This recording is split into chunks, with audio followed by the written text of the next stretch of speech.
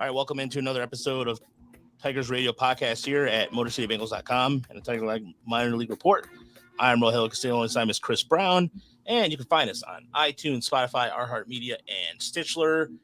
And you can also please subscribe to us at the Tiger Minor League Report on YouTube and go to our Patreon.com/Tigers Radio Pod. A special thanks to Matt who joined the Patreon. It's simple, folks. We traveled a lot last year. A lot of that stuff came out of our pocket. We like doing it. And if you want to support the podcast, give us a few bucks. Great. Just, we don't ask for very much, and it goes back into what we're doing. And maybe take away Chris's breathing on the microphone. I don't know. Hey, I muted myself just now. I say, it's simple. You give us money, and we won't beat you up and take it. And also, by the way, if anybody still wants to help out Emily Walden, we'll have the links on our show podcast and the link to her RotoWear. So tonight we have two esteemed Northeastern finest in terms of the parts of the country. One still in the area. The other one decided to go in Florida and live a simple, more warmer life. Joe Drake joins us, the director of scouting at Prospects Live. And it goes without saying, Geoff Pontes, who is now, congratulations, now blue check certified and writing over at Baseball America. And congratulations, Geoff. It was really well earned and done some kick-ass work already, man. Thank you. Yeah, no, it's been a blast to just work on this stuff all day long. And the process of putting out the handbook was a big learning experience, a lot of fun. And it was kind of like a perfect release. We sent it to press the week before Christmas, and then just sort of chilled for a week and a half, and came back refreshed, and just been trying to write up as much stuff as I possibly can. Done a lot of stuff. This Future 4 article, where so far I've focused on 4 draft eligible pitchers. I'm going to roll through the rest of the pitchers in the top 100, and then probably once the college season kicks off, start diving in on like 4 minor league pitchers and start doing sort of the same thing leading up to the minor league season. Hopefully the lockout's over by then. Fingers crossed. Yeah, laughing about that one, but yeah. So it's been a blast. And the blue check happened the other day. I didn't want to make a big deal out of it, but yeah, that all of a sudden I haven't even been able to ask to be verified. Like, really? I wasn't even able to apply for like ever. And then I looked at it the other day in my settings, and all of a sudden, like, the app looked different and it had it. So I hit it and I put it in, and I figured I probably had a better shot now that I actually go by my real name. It probably doesn't hurt. I heard back a couple days later, and I had the check. And immediately I got a spam email from like Twitter with 2 eyes, like, hey, show us your license so you can keep the verification. I was like, this doesn't track. I already gave you that. So yeah, that was funny. That was honestly the funniest part of all of it. I was like, oh, that's confirmation. I have spam already going after me, so it must be legit. I want that check mark really quick. And so before we move on, Joe is a first-time guest. So Chris, why don't you ask all our first-time guests the question we always do? Yes, our old favorite. Yeah, Joe, we just like to hear about your earliest baseball memory, if you have one. Oh man, earliest baseball memory, probably playing like T-ball or Little League in maybe not Little League, but the step below that, in the snow in Maine. Wow. Sometimes it snows in April. It's cold. Hey, Prince. That's a Prince song. Yeah. That's perfect. I that reference went right over my head, Chris. Sorry about that. Yeah. That was No, I'm one of 3 boys, and we grew up at the baseball fields. So. Good times. That's awesome. Very cool, yeah. The worst is taking a foul ball right at you get it right here on the ball, and it's like below like 45, 30 degrees, from like 50 to anywhere from like 50 to 35 degrees. When you get a foul ball like that, it hurts like a mother. Oh yeah, especially when you're like 6 years old. Yeah.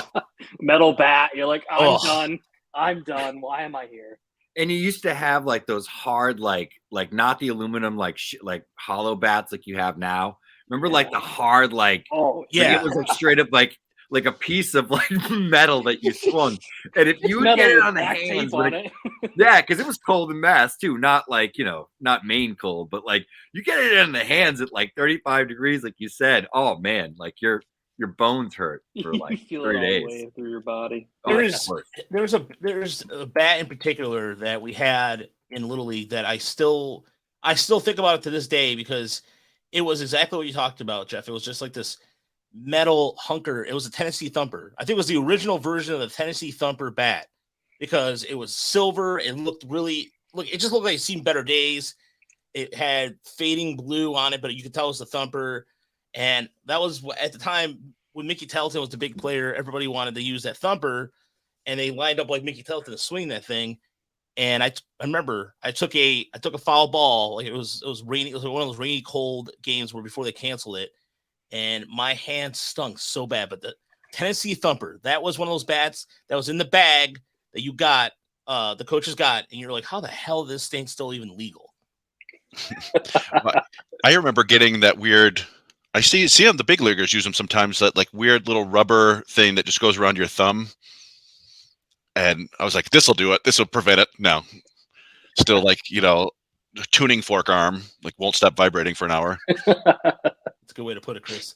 Yeah, that's a feel it like all the way up, like into like your upper arm. Like you feel it in the bone. Like it was like a sting that like went all the way up through your elbow. Like, that was, and especially if you got it even if you took a foul ball or one off the wrist too, in that that was the worst. The cold. So, but yeah, reliving our old day memories there. But there's a lot to get to tonight, including first and foremost for Tiger news wise, kind of some interesting stuff that came out today, which a lot of fans were kind of disappointed about. And I don't know why, but Gary Jones was promoted to the first base coach and from Toledo. So he didn't really get to manage a game. Now he's on AJ Hinch's staff, and Lloyd McKellen is coming back as the Tigers AAA manager for the Mud Hens. And people were mad about it, Chris. And why? It's not a big deal. People were actually mad. There are people, yeah. About the AAA manager. Yeah, Mark Gurosh was like, I'm kind of burned out from him. I'm like, guys, who cares?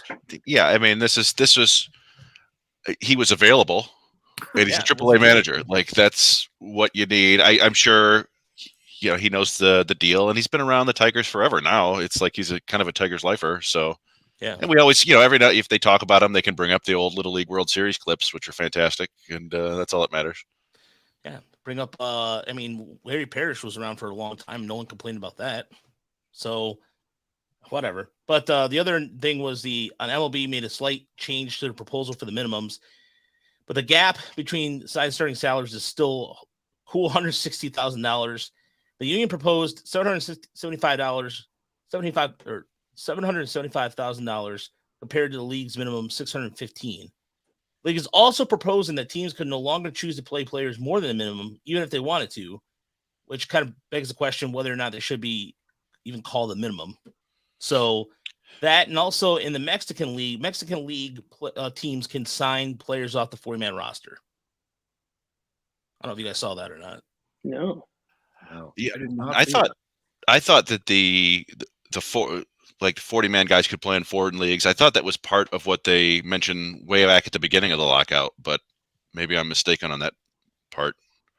I don't know. It was. I found it somewhat encouraging that there were even numbers thrown out at all.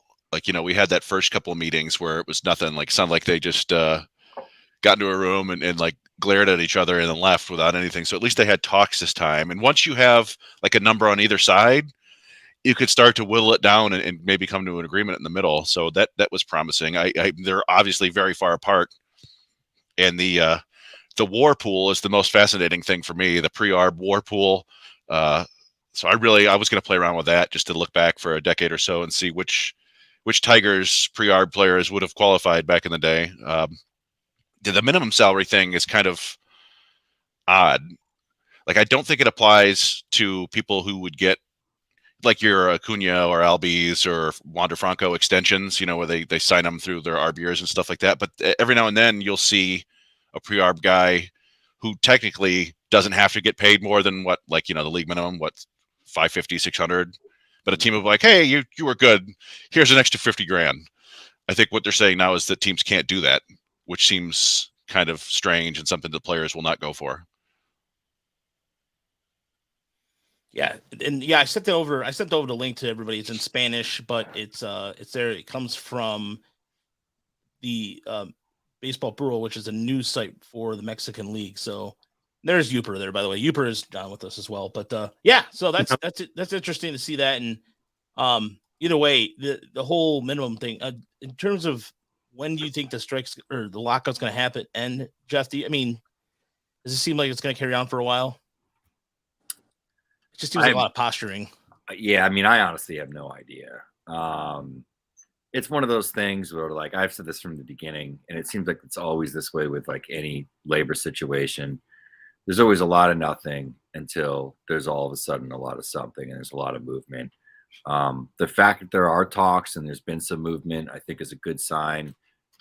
They had to obviously re-engage for anything to take place, but outside of a handful of seasons throughout my life, obviously the baseball lockout in '94, and then I think there was an NHL lockout around the same time. Those are the only two work stoppages I can think of where like a substantial amount of games were lost, at least during the point where I was paying attention. So, hopefully they can avoid that, and there's no missed games. I'd love it if they get a deal done in the next couple of weeks so I can start to plan out my spring training. But it's wild. Like I already know where I'm going to be in like August, and I have no idea where I'm going to be in February. Like my entire like I have road trips planned out of like what games are going to be hitting and like what parks I'm going to be working from, what teams and when. Obviously subject to change, but I have no idea about spring training or like where it's going to be, and how we can plan around that. So that's one thing I want, just on a personal selfish level, I just want it to get done so that can happen. But on the flip side, it's been good for us because there's been no trades, so we haven't had to update anything. I was going to ask you, Joe, on your end too. I'm sure that's pretty good on your end, especially with getting all the video that you did last year, allow you to organize and reset yourself a little bit. Yeah, we've just been able to, grind away on reports, not have to worry about flipping guys from one org to the next and things like that. I know last year when we were doing it, Geoff, like that was one thing that kept happening. These guys are changing teams. You got to, find a new place to fit a guy in on a list. And like this year, it's just like all is quiet. We're just doing reports, lining them up, keeping it going. But yeah, it'd be nice to finally get that stuff hammered away. Lucky for me, I have prep baseball going on right now. I'll be at a JUCO tournament tomorrow. Nice. D1, 4-year schools start up soon, and minor leagues are all slated to start, on time. So at least we got that to look forward to. Yeah, and I know Chris is working on a minor league piece that's going to be dropping here shortly in terms of for what it looks like for spring training. But let's get into the top 100, Geoff, and a lot of Tiger fans are excited that you see Riley Green and Spencer Torkelson at 4, Riley Green at 5, and Jackson Jobe is on the list as well. And it shows kind of the progress what the Tigers have in terms of I still think the system is, in my opinion, still a little top heavy, but I know there's a little bit of disagreement. There's players that are coming on the rise, but is it in last week it was funny when we asked Kevin Goldstein about who's number 1, number 2. He said, does it really matter between Torque and Green? So we're gonna ask you the same thing. Is it really just really tomato at this point with that? Yeah, I don't really think there's a huge difference. I think there's a clear top 3 right now in the minor leagues in terms of how you're ranking out prospects, how you want to rank out those 3. I'm not going to argue with you either way. If you like the safety of Adley, position value there, same thing with, Bobby Witt, position value, the twitch, the upside of the athlete and the projection, or just, the safe right field, middle of the order bat that we've seen so many of these guys come up. There's so many good right fielders in the game right now, and a guy like Julio Rodriguez. And I think Riley Green and Torque are kind of 4-5, unless you want to argue Grayson Rodriguez within that group, just being the top pitcher and being such a unique pitcher. But ultimately, I don't think it matters. And I think Tigers fans are probably a little bit happy that they have two position players, a position player tandem at the top, as opposed to all these arms you guys have had over the last couple of years. And, a center fielder and a middle of the order first baseman with power that works deep into counts, has good plate approach, is going to grind out at bats. Yeah, I mean, I think those are really two great building blocks to have. You signed a shortstop.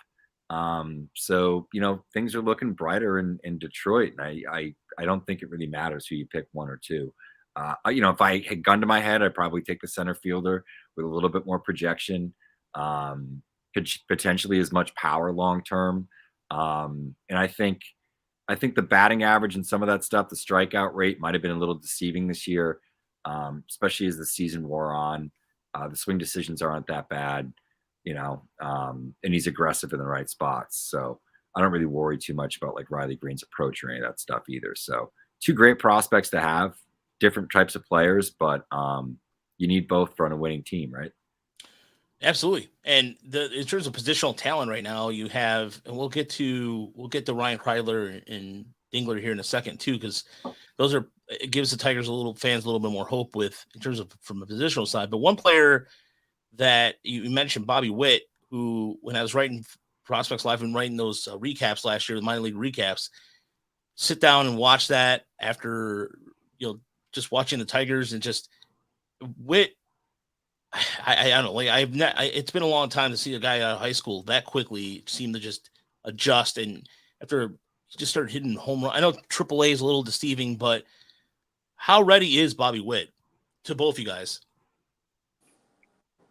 Joe, do you want to take this one? You want me to jump on it? Yeah. You can run with it, and I'll clean up. Yeah. I think as a baseball player, it's kind of a funny way to phrase it, but as a baseball player, I think he's ready. I think he's a guy that grew up around clubhouses. He's got a big league mentality. I think he had that all the way back as a prep. There's never been any concerns about the makeup or any of that. He's a guy that's been in the spotlight since he was 16 years old. Father was a longtime major leaguer. He understands the codes. He's going to fit in a clubhouse. I think people underestimate how much that matters for rookies and just settling in to like a new job. Like think about it when you were 23 years old out of college or whatever, or 18 out of high school, and going and just being a knucklehead. He's a guy that he's like that guy that you hated when he came in, because immediately like it was like, this dude just fits here. It's like he's 40 years old already. That's kind of what Bobby Witt's like. He's a good defender. Is he going to be perfect as a shortstop? No. Is he a big league shortstop every day? Absolutely. He's a really good athlete, really twitchy, good first step, good arm. He's everything that you want from, a middle of the order, middle infielder. I mean, there's not many of those guys, but he's kind of that special rare breed. Approach isn't as polished as other guys. He's certainly not as polished as Adley, who's like a robot in terms of like pitch recognition. And Julio, who I think is another guy who's pretty advanced for his age. But I also think there's a little bit more projection there. Like that's a guy that had only played on a complex coming into this year, hit the upper level of the minors. It took him maybe like 3 or 4 weeks to settle in. And then it was just laser show after that. So with a guy like that, I think he's probably going to struggle for a little bit. He'll settle in. He'll take his licks maybe for a few weeks, maybe for half the season. And I think he'll adjust and he'll be a better player. And he's just that kind of athlete too. And he can impact the game in a variety of ways. He's got good supporting skills, good defense, good arm. And he's a good heads up base runner. And he's still a fast runner at this point and a base stealing threat. So he could, yeah, absolutely. He could have an impact this year. What about Joe? What's your impression of him? Yeah, I mean, I don't have a lot different to say from Geoff. I mean, this guy, I was talking to a scout a couple weekends ago at a prep tournament, and they were talking about one of the first guys that he saw, like when he came onto he's an area scout and came onto the circuit and like saw Bobby Witt Jr., playing at perfect game tournaments and stuff. And he goes, this guy is just different. And that's what it takes when you're a 21-year-old, you're on the verge of being in the major leagues. I mean, he's just got some otherworldly talent. And like Geoff said, I mean, I would expect him to, have some ups and downs coming out of the gate while he adjusts. But I mean, this is going to be a guy who's probably going to adjust fairly quickly, and by the end of the year, he's going to look like a natural out there. So I'm excited to get a chance to see him at the top level this year. He just looks so mature to me. I saw him play a few games over here in Des Moines last summer, and granted, the Iowa Cubs pitching was horrendous is actually probably an understatement, but just the mature approach for his age was pretty impressive. He had great plate coverage every time I saw him. I don't know. I don't remember the first time I saw Bobby Witt Jr. I'm sure it was probably one of the, online tournaments. But I remember the big impression I got from him was actually like the high school home run derby, because he hit like 25 bombs. And he was like this wiry kid. And I think Riley Green was in the same tournament. There were some other big kids who were like competing in that. And Bobby Witt was just like flicking his wrists and the ball was going 440 feet. And I was like, man, this kid is kind of special. So, yeah, I'm not terribly surprised he moved all the way up this quickly, and he's a top 5 prospect. It's going to be fun watching the AL Central in the next couple of years with some of these prospects coming up. Yeah, there's a lot of talent about to, hit the bigs. Yeah, and we mentioned it last week. Is I feel like there's a lot of interesting guys in Cleveland too that they're more like you don't see them. I saw a handful of them made the BA top 100, but they're not like the top 30. But you can see them moving in there by the end of the year, and yeah, I mean it's I feel like it's a little bit underrated, at least naturally. Yeah, and honestly, in my opinion, I probably there's a bunch of different inputs here. We have to be true to our lists. So that's one of the mechanics of like the BA list is there's 7 different guys, and it's not just our opinion. Like we sort of grab it. It's all also based off of where the placement is of the BA grade minus a certain risk factor, depending upon whether someone's extreme, very high, etc. And we organize by that, and then we sort of shuffle by our preferences.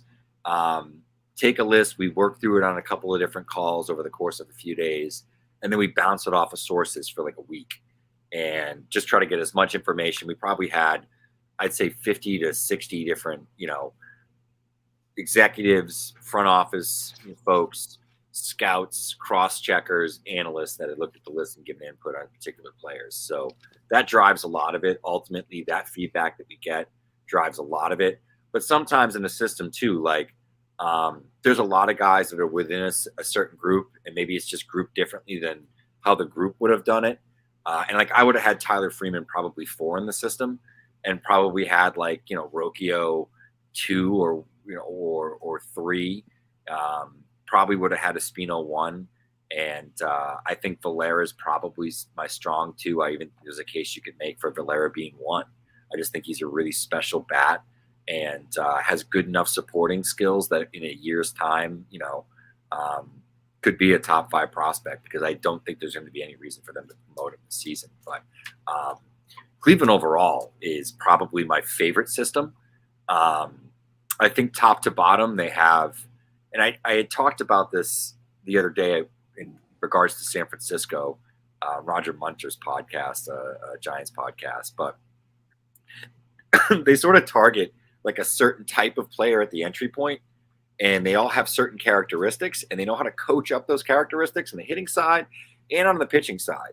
And they sort of take this like particular model and are like, we know how to add, this much horsepower to this guy, and, we can get this guy racing with the big dogs. And I think that's what they do a lot with the type of pitchers that they add. I mean, even think it's funny, like a guy like Tobias Myers, they had a 40-man crunch, and then they go and they make a trade for Tobias Myers, and they happen to send a really, really talented, international kid in Junior Caminero back over to Tampa. So Tampa did okay, but it was like they found that this guy was available. He fit their characteristics, and they went and they traded for him.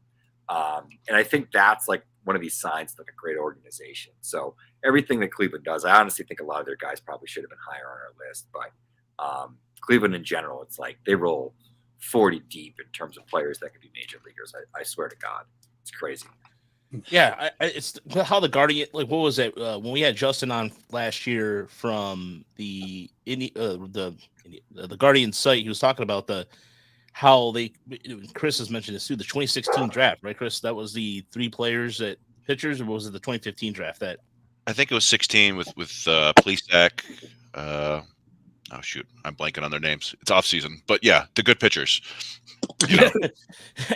and developing that kind of format, or just kind of what it works with them in terms of just getting their pitching down to a science. It's just I've never seen last year. I even admittedly gave up on Tristan McKenzie a little bit, but he came out and was like, "Oh, cool! I'm going to strike out 10 or 11 Tigers like he did," and it showed. Even at times at AAA where he was kind of struggling. Whoa, that was weird. The robot. Yeah. You see what you went full Joe Namath there.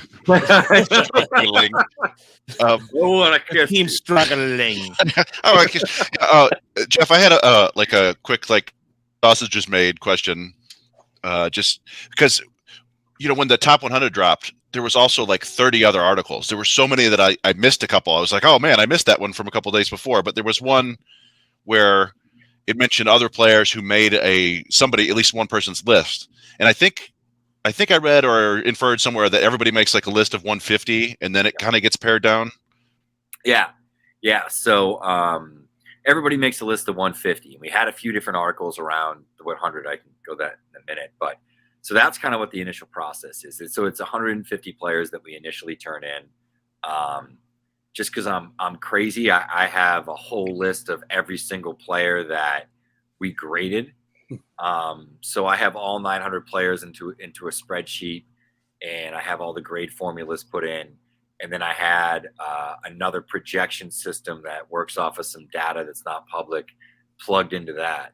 So I could then kind of mess around with that and kind of sort it by all these different types of rankings. And so I ranked I wanted to go through a lot of players that maybe got missed and move guys up. So I think I had the most unique players that nobody else had voted for. I had 11 in my 150.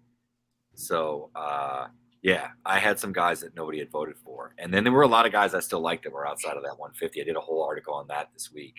But we ended up doing, I think, 12 players that were outside the top 100 that Ben Badler felt could make a big jump. We did another one that was 10 players that were just outside the top 100 that had, consideration or whatever. That was by Kyle Glazer. I did a best pitches article on the top 100 where I actually grabbed all the information, all the data of every single pitch thrown by every single pitcher in the top 100, which was exhaustive, but I got all of it. And then sorted it over the course of a week. I went through all the information, and I ended up doing the 5 best pitch mixes, because otherwise Grayson Rodriguez would have cleaned up in 3 different pitches. It would have been the same thing with Boz. Kyle Harrison has a bunch of really interesting, unique pitches, so I had him in there. Reed Detmers would have had a few that he would have been mentioned in, so I had him in there. And then DL Hall, who legitimately is 4 good pitches. It's just a matter of him actually still having an arm in 3 years is really what the big question was. And then I broke down best fastball among the remaining guys, change up, curveball, slider. I just tried to, blend obviously information of video, but also data and all that sort of thing, and kind of look at strike rates versus whiff rates and kind of objectively rank a lot of it like that. So we did a lot of different stuff around the top 100. I think we still have one more article that's coming out tomorrow. That's everybody. So it's everybody's one player list. We had to pick 2 players from our group of our singular votes for these players and why we voted for them. So I have a couple more guys that are coming out tomorrow on that. So yeah, interesting stuff. Yeah, there was one that I enjoyed. It was just a small data article, but I also found it hilarious, which was, I think it was the hardest fastballs and highest average exit velo. Yeah. And so, for Tigers fans, you see Spencer Torkelson, Riley Green, they're tied for second at 91 miles an hour with, 20 other guys, at least 10. And then number 1 is O'Neal Cruz at 94. It's this massive the separation for him was absurd. It's just so absurd. You see the grouping of everybody else, and you see O'Neal Cruz is just 3 levels above, and you're like, wow. If you get the uncleaned, if you just got the max exit velocity data Like someone sent you that file and it was so like you have like these weird like misreads like above 125 or something. And then you have like O'Neal Cruz's like best batted balls, and you're like, oh wait, like that's legit. Like he actually might not be hard, and it's consistent. I mean, it's Stantonian. I mean, like he puts up, you know, some of the hardest hit balls in all of baseball. You know, it's remarkable, and he's just a massive human being. It's like if Aaron Judge, you know, was a shortstop, more or less what it is. You know. Yeah, I don't know if we talked about it on the show or if we just we were texting each other back and forth. But I think he put like 10 balls in play in the bigs last year, and one of them was 118. Yeah, I think it was like exactly. It's just, he's bananas. And speaking, so one of the things I wanted to ask you guys in terms of live looks, I know Geoff, you're out the Arizona Fall League, and Joe, you got some looks too. Back in you went to a lot of Joe. I lost count how many games Joe was trying to keep up on when Chris and I were. I think I got close to 100. Definitely over 80. And I started in March, and so like, yeah, I moved to Florida in like the first week of March, so it was March through October that I hit games. But I've already started now, so we're crushing that this year. Well, literally, I remember when we were talking before that it was almost like as soon as you got done with the moving truck, you're like, all right, I gotta go to the fields right now, essentially. Kind of. Yeah. But in terms of what you've seen, and I'll start with in terms of Tiger prospects that may not be on the radar right now. I'll start with you, Joe. Who stands out outside? I mean, I know you got some eyes on Flores out there, and I know that some of his numbers were just outstanding. He had one of the best metrics in the minor leagues in terms of FIP. This is a guy, like we talked about him last week, just really fresh, just only his third year professional baseball. But was there anybody else that stood out to you? So I think the best guy came through Fort Myers because I saw the Lakeland Tigers, and it was probably, I don't know, late May or something. It was like relatively early in the season. So I didn't get looks at everybody. Like I missed Colt Keith, which I think would have been fun to see because he seems pretty good. Yeah. I saw like a half a game of him maybe, but I think Gage Workman was probably the best dude I saw. That dude just kind of looks like a hitter. He finds a way to get the barrel on the ball and make good contact just more often than you'd expect for someone who's not really a highly touted guy. I really don't think he's a shortstop. I know they're kind of like trying to let him run there for now. I didn't like it. He's big, you know, and like he is athletic, but he's not major league shortstop athletic. So I think he's going to slide over to third, and that's going to be fine because the bat's going to be big enough to play there. He's going to hit for average. He's going to hit for power. I think he's a really interesting guy. He's not a star, but like he's a dude where you look at him, you're like, yeah, he's probably a major league regular. So I think he was fun to watch. And then a guy who I saw who was, I guess he's like a little disappointing because he's just, I think he's just overmatched at the time, was Jose De La Cruz. It was early in the year, and I think the dude was 19 years old in full season ball. So when you're like, for those who don't know, like the Twins staff in low A last year was all mostly older guys. You get anywhere from 22 to like up to 24. So you're a 19-year-old who's basically like you're coming straight out of high school, and you're facing guys who've like graduated college. Is like that alone is going to be tough, especially when you're facing guys who are like decent prospects. They throw mid-90s. They have a breaking ball. They can locate. They'll hit you with a changeup. Like it was just a lot for him to take in. I think you could see the raw tools. Like definitely a powerful dude. And I think he still even managed to get to some power in low A, but it was too much for him at the time. I think I'd be excited to see him another time around this summer. Yeah, when I saw him down Lakeland, he took some interesting routes to the ball in right field, but he showed off. He gunned somebody down from third base. He's got an arm. He's got an arm on him, and it just looks like he's just really raw out there. But I thought that even when he could get a hold of a pitch, that it was hit pretty hard. Yeah, and so that's why he really, because Lakeland. Let's not mince words here. Lakeland was a kind of a tough watch. Carlos Guzman, who I think might still have has more of a reliever upside, based off the fact that I just don't think he has the stamina to be a starter. And the whole pitching staff outside of Flores last year was just a hodgepodge of guys. But Geoff, what'd you see in the Arizona Fall League with you? Obviously, you saw some Garrett Hill. What else did you? And there's Chavez Fernander, who 32nd round draft pick for the Tigers as a reliever, which again, that just kind of shows the progress the Tigers are making in terms of late round guys, because it's been since the early 90s. I can go with Scott Eldred and then Rusty Meacham, Chris, and who was the other guy that you mentioned from 87? Oh God, I forgot. Yeah, there were names that I'd never heard of, like Stumpy Grindhouse. And... Yeah. Guys like Anyway, but what did you see in Arizona Fall League that kind of stood out to you? Yeah, Hill was all right. I mean, decent pitchability. The fastball had fairly good shape. He locates it well. Not a lot of horsepower. Good shape on the breaking ball. Had some feel for the changeup as well. He's got some back end sort of profile, kind of sort of long relievery, kind of like six startery. I wouldn't quite say an up and down guy, because maybe he's somebody that's like, valuable to eat big chunks of innings in a staff, or be able to go long late in games. He's not bad. I just don't know if I don't know what the necessarily like what the pathway is for him to be like a viable major league starter. And I think that's one of the reasons he was there is, he's not in the 40 man, and he wasn't added, right? Did I forget? I didn't think he was added. All right. It's because I did all this 40 man work, and then they didn't have the Rule 5 draft.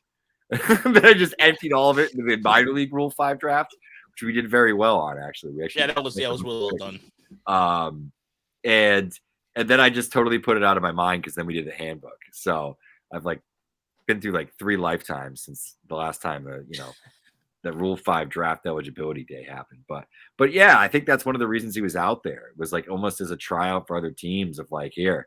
If you want to take this guy, here's what he is. And I think that kind of makes sense. I don't really think he's a top 30 guy in a Tiger system. I mean, I guess you could kind of argue at the back end, but there's a lot of, these sort of upside teenagers that they've gotten in the draft over the last couple of years that are fairly exciting. And, I think a guy like Bo Brisky is really interesting. I think he's a high level pitchability. His growth as a pitcher and just even his stuff over the last year was kind of remarkable. That tells me that that's a guy that puts in the work, understands the craft, and somebody that's already done it. I tend to want to double down that that guy can probably add a little bit more, whatever it's going to take, the adjustments, he's going to make them. And he did it in fairly short order. When I was doing sort of some cross checking on the Tigers list this year for the handbook, he was a guy that really popped for me as I dug in.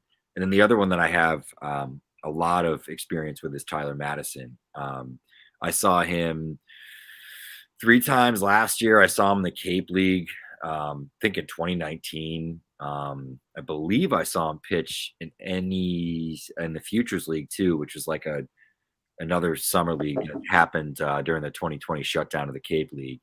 But big body, good fastball quality, knows how to command it. I think there's probably some more projection as their staff starts to work with him a little bit, and the PD guys just getting a little bit more out of his lower half. So this might be a guy that eventually could throw 94 to 96 and sort of sit there versus the 92 to 94 touch 5, ramp it up for 6 every so often, with a good changeup and a couple of breaking balls. So I like Madison. I kind of pushed and stumped for him within the Tigers list. And then I think the kids are really good. I think Christian Santana is going to be, and Ben Badler will back this up, but getting some video of Santana and a lot of DSL. I got a ton of DSL video on the Tigers for some reason this offseason. And I got to tell you, just in terms of you want to talk about barrel control, launch angle, variance, and just being really tight and short to the ball, but long through. Christian Santana is that dude. It's a beautiful swing. I'm sure you guys have seen some clips, but if you could just watch 20 minutes of this kid hitting baseballs and his at bats, you'd be even more impressed. I don't know, what the defensive upside is necessarily, but he's going to hit. And, he's got plate approach and sort of all that stuff. So he's one of the sort of young standouts that they have. And the other guy is Manuel Sequeira, who I think we had in the top 10 of whatever they call the Florida Complex League. I want to make sure I get the correct name now. If they changed all the names, I still get them wrong. But he was within our top 10 within that league, as was, Campos. And then, you got Colt Keith, and I think some of the arms that they pulled into, like Dylan Smith is good. So it's an interesting system. I think some of the depth might pop this year. It's just a matter of, whether Tigers player development has gotten to the point that they can get that out of a lot of those guys. But I thought they had a better draft this year, and they had a really good signing period in is that 2019? All those guys signed, or was it 2020? It was 2019, yeah. Right? Or 2020? Was it? No. Was it 20? I I can't thought remember. it was 20. It's so hard to keep track thing, now. It didn't happen in July, right? Did it get pushed back? Yeah, so I'm thinking. So last class was Santana, and okay, so that was like January 2021. Yeah. So they signed a year ago. so it was 2020. Right. It was the class of 2020, but it was in 2021. Yeah, Yeah. and Exactly. the class before that was Campos and Sequeira. Now it's funny. We exactly. Okay. I weaseled together. I was we did like a top 20 for our site, and I wanted to do a piece on players who just missed, just the standard stuff we do it for our site too. And so I went and weaseled some video of Tanner Colehep, because there were full game videos of like Notre Dame versus Virginia or whatever. And then somebody's like, "Hey, could you put some together for Tyler Madison?" And I was like, "No, there are no Bryant games online, but there's some video from Prospects Live." So that's me. I was going to say, I had to hold the camera. So it's against Long Island College, that video. And it was like a 6-inning game. And he was just shoving for like the first 4 innings. And it was in like gale force winds. So like his fastball velocity was actually probably down a mile per hour, because he was like throwing against this wind that was coming in from first base. I had to hold the camera stand. I've never had to do that any other time. That's how strong the wind was, that I had to hold it there like in the seat, and like was recording velocities by saying it into the camera. I think I might have removed the sound because the wind was so nasty. I think I did remove the sound in the video. But yeah, Life at the park that was rough. but it's like a 4-minute video. I got my money's worth out of it. yeah, I mean, what? Just a random aside. Would you rather be really cold in a game or really hot? Really hot. Hot, easily. Oh man, I'll take heat easily. I remember I was at one game. This is probably the coldest game I've ever been at. It was in Hartford, early, so it was April, 2018, and it was great teams. It was worth the drive. Rogers, Garrett Hampson, there was somebody else that was playing for. I don't think it was McMahon. Another one of that core that was on Hartford, and then it was Vlad, Bo, Lourdes Gurriel, Biggio, Harold Ramirez, and I think Sean Reed Foley pitched the game. And I remember people being like, Vlad kept hitting doubles, and people were like, "Why is Vlad keep hitting doubles?" And I kept screaming online, "Because it's 20 degrees." Like I had long johns on, like that electric, like that weird stuff you'd buy in like the Sky Mall. Yeah, like, I had like that kind of like that, like those sock material. I had like full like long johns made out of that, and like a hat on like this, coat bundled up, like zippered up, like 4 layers. It was freezing. It was like colder than any football game I'd ever been at. And you sit there and you just can't ever get warm. Like you just can't do it. I would much rather. So like all summer I'm sitting. I mean, I sit and just sweat because either it's raining a little, but not enough to bang the game. So you're just sitting in light rain, watching them play. Got to put the camera and everything away. But like humidity, either way, if it's not raining, it's the humidity is 90%. It's 92 degrees. And you're just sitting there, just sweating, or it's like a Sunday afternoon game. You're sitting there in the like just in the sun, and you're like at Hammond Stadium, which is the Twins spring training field, and they're a low A field. You're just in it. There's not really any shade unless you're way up, and so like, but even that, like I can, I can sunscreen on. I can in between innings, I can hop up and get out. But like, when you're in the cold, like you just can't get warm. Yeah, something like this, Jeff. No, it wasn't quite that fancy, man. I would have taken that in a second. Or I can see this. I can see the old fashioned these ones right here. The old like the long johns. Yeah, the long john. Yeah, like you sit in your fishing hut in those and like eat like Dittany Moore's stew from a can. You know? Man, you open it with a knife too. You don't and you have to just jab at it. But you have to. Yeah. I'll tell you, as an umpire, I take cold weather all day. Really? Oh yeah. Why is that? If you're doing 3, 4, 5 games in a day, I'll take the cold weather anytime over the heat. You're moving around. You're at the hot spot in the field. I can hide in the shade. I usually try to find like where does the back of the building come enough that I'm going to be in the shade, and that's where I want to be. Between innings sometimes, but it doesn't work well. I will say that I'd rather be in the warm. I mean, I was down in Lakewood and it was nice because it was probably the only time this season that I was able to not have to worry about just some wind. It was just like is humidity. But I do not do when it starts raining. I don't care. I'm a wuss. I don't care. I gotta be out of it because sitting in rain like we did a couple of years ago, Chris, at West Michigan, absolutely sucks. It's just counterproductive. I just think about the whole time. I'm like, damn it. Yeah, no one wants some of that in Toledo this year too. Oh yeah, Toledo's wacky weather this year with that. But yeah, I'd rather. Yeah. Oh yeah, that's right about the fog. But I will say, I don't think I've ever been in. I haven't been to tons and tons of games, but I don't think I've ever been to like a baseball game where I was. Well, that's not true. I went to Tigers opening day a couple years ago, and by like the 6th, I was like, yeah, this is fine. I'm gone. But like covering a game, I've never been so cold. Usually we go in like May or June or whatever. I'm fine. But I've been to games where I was unbearably warm, including one where my granddad almost passed out, but he was also wearing a full suit. So Connie Mack style. Kansas City, the Royals have some warm ones. I'm down there a lot to see the Tigers, and I've been there in triple digits a couple times, and that's a long day. I give you guys credit for taking video, taking notes, and keeping concentration through that. It's a lot of water, baby. Yeah, 7 bottles.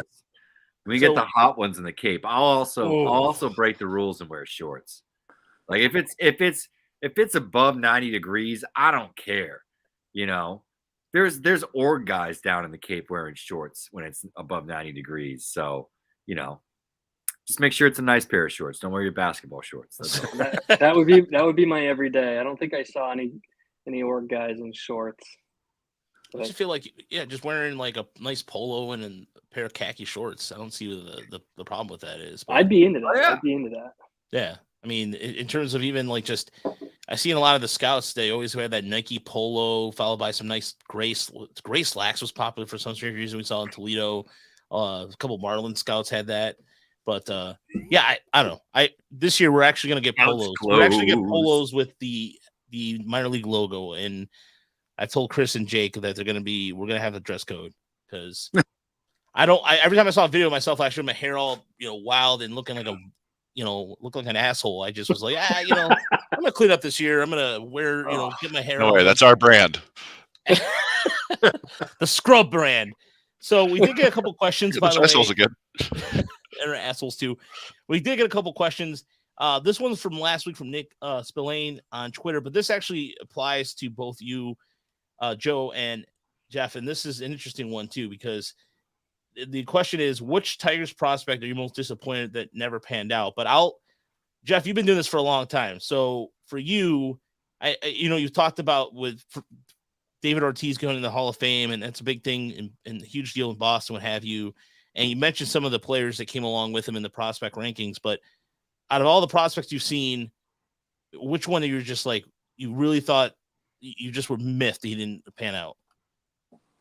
Oof, just any organization? Any organization. Detroit, I was going to be like, the first time I saw Kingston Liniak, I thought he was going to be like a superstar. No, I saw him last summer. That's not true. He actually hit the cover off the ball. I was like, this guy's got a really interesting name, and he looks like a good athlete. And then I was like, he struck out on 3 pitches. Okay.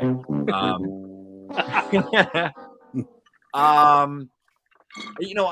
don't want to put this on him, because it kind of sucks. But I would say Brent Honeywell. Like, I saw Brent Honeywell give up 9 runs, and this is like it's funny. I was just on that pitcher list thing, and Kimball Crosley was on. And he was talking about how he doesn't really care about production in a game. Like, that's not what impresses him. It's what he sees the player is able to do after sitting on a hitter for 5 games or seeing a starter. And it was one of those times where, like, he gave up 9 runs, but his fastball was like 95, 96. And, he showed 3 different secondaries, and he got swings and misses, and he just didn't locate in a couple of pitches. And, it was one of his first AAA starts, and he walked a bunch of guys. And it just got out of hand, but he just kept working, and he kind of shook it off. And I remember thinking, like, all right, like, Honeywell is just pretty much ready. He's got the stuff. He can go deep into games. He shakes it off when he's not great. And the stuff was awesome. He's really young too.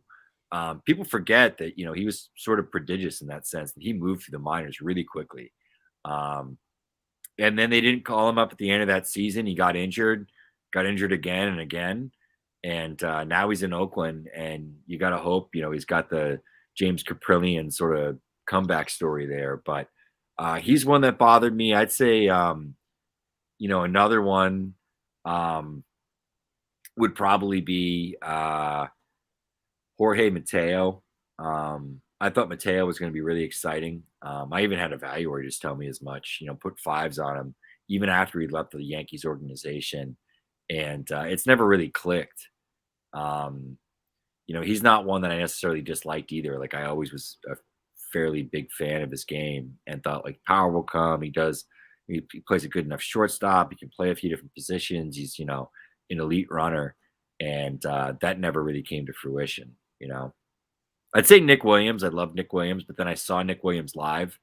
And this is actually, like, he was like a turning point for me of wanting to go to games as often as possible. Because I remember I saw Nick Williams one series and then Colby Allard back to back. And I had ranked both of them fairly highly. This is when I was doing like fantasy rankings back in 2015. And they both sucked. And like Nick Williams, like, lit up, like, was such a 3:00 hitter, like, ripped up batting practice, power to all fields. And then he came into the game, and that dude never saw a pitch that he didn't like swinging at. He loved to swing. And I remember just seeing him whiff and stuff, or make bad contact on pitches outside the zone and being like, all right, I'm off this guy. And it was kind of the same with Allard. It was like Allard's like fastball was bad. And then he just had this big hump curveball that like looked really good in GIFs. But, in actuality, like, if you were a hitter, you would have saw this thing up here and then it was like up here halfway to the plate. And you're like, I think I know where that's going, Yep. I think I can line up that plane. Oh man! About you? For me, oh yeah. Sorry, Rod. No, go ahead. No, I was going. Go ahead. All right. So I think AJ Puck is one of those guys where I was like, I really liked everything he brought to the table. Big fireball on the lefty. Had that nasty breaking ball, and it was like one way or another. You could see him working as a starter, or like this dude is going to be like just an elite guy in the back of the pen, and it just like. Obviously, the injuries have just kind of kept him from really doing anything yet. And obviously, like, career's not over, and we'll see what happens. But he's the guy I was really excited about. And I just remember watching that Florida Gators team in, like, the College World Series. It was, like, him, and there were several other arms. I think was it Alex Faedo on that team? I think he was. Yeah. Yeah. And then there was another – yeah. Logan Shore. I watched a ton of them in college, and then just for whatever reason, like, Puck was the guy I was really excited about, and it just hasn't panned out yet. But we'll see. Maybe he can find a career as a bullpen guy now. But I think another one. I guess sort of a similar story is Royce Lewis. Just really exciting player. Yeah. With some really exciting tools, and it just really not coming together. And then he at this point, he hasn't played in 2 years, and so it's just kind of like, well, what's left?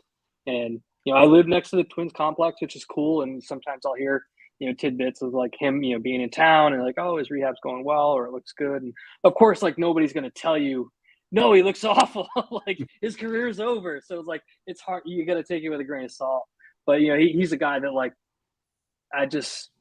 everything's there and you just would really like to see it work out because it's just, hey, it's fun to see good baseball players. So I'm excited to see what, he looks like this spring. Uper, what about you in terms of prospect wise before we get it's interesting kind of, and especially given my age, you can kind of break this down in pre-internet age and post-internet age. Now we can see so many videos, read from so many different sources, all credible sources. We'd get these things in our mind, and hopefully you're right and you're still wrong a fair amount of time. But I go back just before really the internet age, where you could read Baseball America, you could get some words coming from here and there. And I just remember this guy, he had ended up having a decent career, but Juan Encarnacion, when he was coming up through the Tiger system, you were hearing things like, oh, this is going to be a franchise-changing outfielder. Five tools they always talked about with him. Oh, yeah, absolutely. Yeah. He was going to change the face of the franchise, and obviously that did not happen. Eric Munson, another one from that rough time frame as well. But definitely Encarnacion was a big disappointment for me. Chris, what about you? Well, I guess I'll say for in general prospects, there was a kid right when I really started getting into prospects in the early to mid 2000s. There was a kid named Brandon Wood who played shortstop for the Angels, and one year he hit, I want to say 43 home runs with like 50 plus doubles, and then went to the fall league and hit another 14 home runs. It was like, you kind of season, he had like 130 extra base hits for the whole season.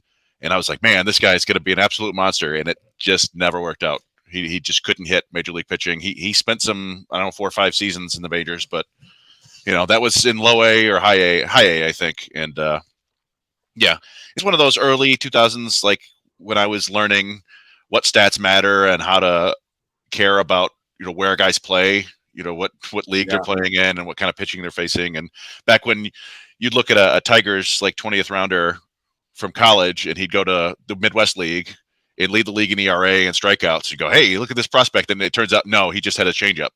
Nick Corneo, John Connolly, and Adam Wilk and stuff like that. But I don't know, for the Tigers, it's tough. Like it would have been really fun if Steven Moya could have hit, just to see. I mean, we were talking about O'Neill Cruz earlier, just to see a guy that massive with that much power actually use it. But I've always been a sucker for like power speed guys, so I was really hoping Wilkin Ramirez would work out. He was a kid, I want to say he was 21, 22 in Double A, and had like a 20-30 season, something close to that. And I was like, hey, all right, he wasn't walking much and struck out a bit, but I'm like, hey, this could be fun. And then he's another guy who never really did much of anything after that. As far as for me, I kind of will use what Uper was saying before the internet, and I was reading prospects reports in high school and kind of really looking at the box score, admittedly, Raul Casanova, because everybody made this big deal that he was going to be a foundation catcher, and Randy Smith pulled all the stops to get him, I believe from San Diego, and he didn't do diddly squat. The Tigers had to go back and get Brad Osmus. I think that the whole thing happened, and I'll go with him, and also a guy like Matt Wheatland comes to mind too, because he was always in the top prospect list, and then you never see him do anything. But as far as in the last decade, or ever since I started paying attention, like you, Chris, learning and seeing how this actually works when you actually watch the games live and actually start paying attention to stuff that matters, I would have to say a combination of what we saw in guys like the Tigers, the big reliever guys they had, like Bruce Rondon, who could have, he just won the Venezuelan, or excuse me, was it the Venezuelan championship? Or no, the Dominican Republic, Dominican Winter League. And the guy had a tremendous upside, but he had a crappy attitude. And when you hear about those things behind the scenes, as Geoff and Joe, you guys have discussed and you're privy to, then you wonder why a player like that doesn't work out. I think about him. I think about Moya. And then I also think about in terms of the infield side of things, Tigers have not had a second baseman, homegrown second baseman, since Omar Infante, technically, and Ramon Santiago. And I think like the biggest disappointment of all is Scott Sizemore. I mean, that was another guy too that was like, oh yeah, he's going to be he's going to be a good thing, and him and along with, which ironic enough is strange to think that here we're having this conversation, and he's now the director of player personnel for the Dodgers. Will Rhymes. Who knew? But the constant influx of bad infield talent that the Tigers have through their system, I hope comes to an end here with Workman and the upside he presents. But Nick, that was a loaded question, because I can for how many times I've gone through a prospect system where and Chris is doing an article where there's drafts that have nothing has come up out of it. So, but yeah. So the other question came up from Jay on Twitter. As of today, who is a better defensive center fielder, Riley Green or Akil Baddoo? I don't know. Let's take that first. I mean, I would say Green. At this point, I don't really think of Baddoo as a center fielder. More of like a better corner guy. I mean, I like what I've seen in center from Green in center field. I think the question is, like, will he slow down eventually? He's a better athlete than he was billed coming out of the draft, and I think the athleticism has continued to maintain and even tick up. I know it's something that he's spent time off the field working on as well. So, yeah, I mean, I would definitely bet on Green, unless I'm missing something on Baddoo. No, I don't think you are. Joe, you go with Green too? Yeah, I would. What's funny is I lived in Florida in 2018, and I just missed Akil Baddoo coming through here. He was at Cedar Rapids back when Cedar Rapids was below Fort Myers, and now they're a level above. What about you guys? Uber, Chris? Well, we saw Baddoo take a lot of interesting routes this year. He's certainly probably athletic enough, but he's probably more a guy you want out there in his spare time for 30 games a year versus 130 games a year in center field. Yeah. To me, the key I guess the question was, as of right now, because I think Akil Baddoo is the better athlete. Like he's like a strong safety. He's like 90th percentile speed. Whereas Green just has these terrific instincts, and he just catches everything.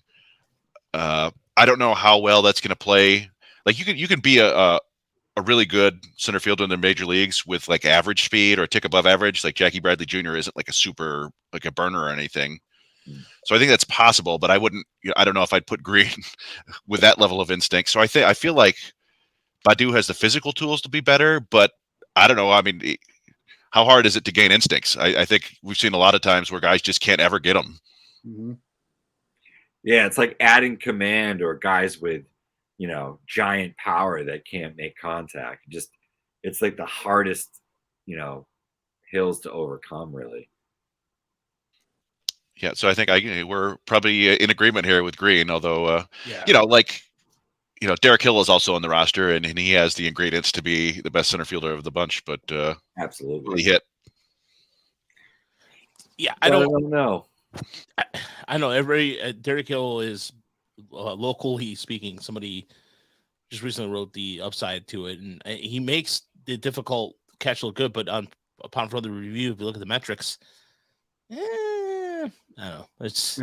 I like Derek Hill. Don't get me wrong. I like that as a competitor, as a player. I like his speed. There's a lot to him, but can't stay on the field. Yeah, it's just he can't stay healthy, and it might deal with a situation there where I still think he's a fourth outfielder at best, but that's really about it in terms of that. And then the last question, I think we've answered a little bit here and there. Chris from the ATL, one of our longtime listener. First and foremost, Chris, you're a good dude. I appreciate always asking your questions here. Of all the lottery tickets in the system, the kids that haven't come stateside yet or picks that haven't seen the field yet, which is your favorite? Most likely have impact. Non-Job answers preferably. Thanks, and I appreciate all the great work. So I think we've answered a little bit this evening, but is there anybody else that we may have missed? Chris, Uper? Geoff hit on Santana, who would probably Yeah. be the top choice for most of us. I think. Yeah. You know, Sucrera and Campos have already played stateside, so they're kind of disqualified. I guess the other possibilities would be the pitchers that they drafted this year who didn't throw at all. So Smith and Madden and Madison, and I guess any of the starters. They didn't have any of the starters they took in the top 10 rounds didn't throw. The one other name I might throw out there, just because we are constrained here, would be Rainer Castillo. Yes. The arm they got in the international market a couple of years ago, or just because I don't know, they actually spent some money on a pitcher on the international market. That's about all I have. He put up some decent numbers this year, but I don't know if his stuff is quite there yet. Yeah, there was a name. There was a name, by the way. We mentioned this earlier. Eric, you and I talked about this before the podcast, Chris. Who had the best fastball in the system. It's not really talked about. Eric Pinales, who did come up to Lakeland this year, and his fastball is hitting low or upper 90s, 100, but it doesn't help when you have 18 walks and 17 innings in your first year. So, I mean, that's good. That's a positive. I'm not trying to poo-poo it a little bit, but 18 walks and 17 innings on the complex is that's tough. Yeah, that's a tough thing. And don't blame the robot umpires for everything. You can't. But Flores is still, to me, I have a feeling about Flores, whether he's going to be a late inning reliever or not, or a starter. Like I said, just with the way the Tigers worked with the mechanics too, he's got his windup is a lot more smoother. Whether he becomes a reliever or a starter, like I mentioned, is irrelevant. But or not relevant. It's a little bit important, or this is not important because the fact that the Tigers found this guy, and Kevin Olsey mentioned this last week. The Tigers signed him for what, $20,000. It was a non-drafted guy, and he just went out and shoved his first year. And I don't know, that to me, I think that's saying something. And the Tigers haven't really had a lot of luck with guys unsigned. I mean, in terms of international or otherwise. So I still think he's the one that we'll look out for. I'm looking forward to seeing Tanner Colehep pitch. We had Des Moines Community College's coach on last year, Nick Mishler, who had seen him pitch quite a bit and then saw him on TV at Notre Dame. I like the possibility of the multi-inning reliever with the funky motion, and just to see if they can build with that, because he's certainly looked good at times last year. Yeah, now he's come up. He's come up more often on this podcast in the last 3 months than Campos or any of the other prospects. It's strange, but beyond that, I think that was all the Chris. Unless there's any. Oh no, you had another question. Right? Your buddy Rob sent this question in. Yeah, I mean it's kind of a complex one. We could hold it for another show if you want, but he just was talking about the Tigers this season. What three things could happen that could make the season go much better than expected, and what three things could happen that would make it go much worse than expected? Teams can go a billion different directions, so I don't know if we want to take a stab at that or not. You know what? Well, let's hold off till next week, because our guest will probably help us with that, and we can dive a little deeper on that, because there's a couple of things we can go out with that. So, Geoff, thanks so much for joining us, and Joe, same thing. You guys have been fantastic. Joe, what do you got? You want to pimp out that you want to let people know that's coming out on Prospects Live? Our top 30s are well underway. We're working through. I believe we're getting into AL East here, so keep an eye out for those. Tigers is coming. It's not there yet, but it's coming in the next month or so. So keep your eyes peeled for that. And what about you, Geoff? I mean, I know your schedule already sounds the same, but what else do you got coming up this week or so? Yeah, I'm finishing up one on 4 college right-handers right now. Gabriel Hughes is one of them from Gonzaga. Kind of an interesting name to dig in on. Will Frisch from Oregon State, and then 2 other guys that I guess I'll leave some mystery on. And then, I'll be doing some other stuff every so often on fantasy type of things, maybe here and there. But I think the big thing that I'll sort of push and promote right now is, certainly, subscribe to BA Top 100. We just updated a lot of content around it. We're going to have some other lists coming out. The top 30 is going to drop really soon. We have the handbook that we put out. The print version, PDF should be in people's hands, I would think, in the next couple of weeks. Print version is probably going to be more toward the end of February, just some delays with printing. Nothing on our end.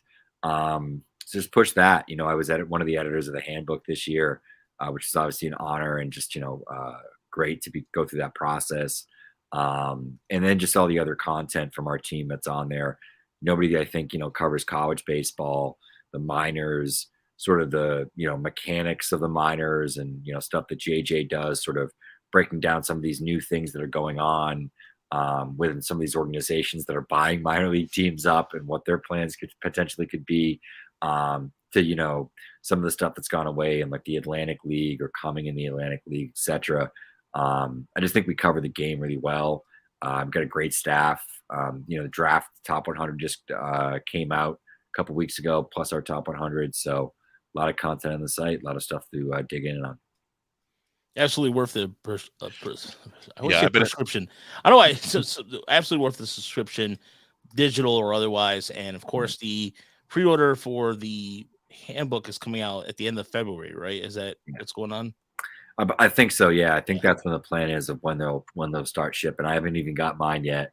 I'm still working off of PDFs when I want to like pull it up. I got to go to my email and like pull up the proofs that I went through. So yeah, that should be out pretty soon. And then just all the other books that we do too. We have the directory that's coming out as well, and a bunch of that other stuff that we get our hands in. And of course the magazine. Kind of crazy to think like I have like work that's now like in a magazine, like a real journalist. Honestly, that's to see your name in paper like that it's such a thrill and really for all the work you've done, Geoff. It's congratulations. Honestly, that's really cool. And Joe, seriously, congratulations on your promotion too. It just you and I write out reports last year for the Pirates. We did a podcast around the same time talking about the Pirates and Cleveland system with Justin. And so to see you also progress and just take the bull by the horns, man, it's impressive. Like I said, I lost track for a while. Oh, I was going to this game. You're like, yeah, but I went to 8 games in the last 2 days, Roger. So don't worry about it. And but no, seriously, that's awesome, and it's really impressive. And the work that Prospects Live has done, and Geoff can attest to it because he was one of the founders and got things going too. So, but for us next week, we'll be having Emily Walden on, as she will be joining us from Baseball America. So we continue this trilogy of having people on. Eventually I'd like to get there's a couple guests I have in mind too, but somebody asked us if we could get somebody like Jack White or Jeff Dangles or some sort of celebrity, but Chuck D. I love to get Chuck D. He follows me on Twitter. So come on, man. I mean, Chuck, let's do this, man. Let's we could talk about book or New York rap from the 80s. That'd be fine by me if that's what you wanted to do. I remember asking him, so you're cool with being on video? He goes, you know who the hell I am? And I'm like, yeah, you're Chuck D, and I'm just some local podcaster scared as hell to ask you for a question. So, but anyways, we'll be back next week, same bat time, same bat channel, and we look forward to talking some baseball then. Have a good week, everybody.